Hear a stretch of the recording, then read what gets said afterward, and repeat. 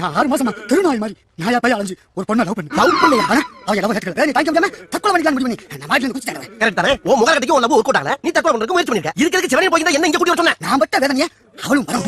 அவ படணுமா? அவுனா ஆனா அவள நீ தான் லவ் பண்ண. நானா? என்னங்க கொடுத்து நீ? உங்களால முடியும்.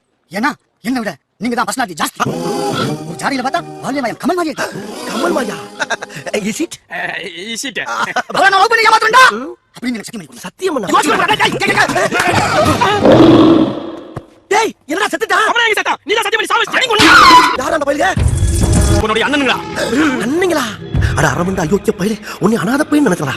அது அண்ணன்டா. கொடல் குடிங்கி கோவிந்த. மூணாவது அண்ணன் யாரை வெட்டி? கருப்பையா. நான் தான் மூத்த அண்ணன்.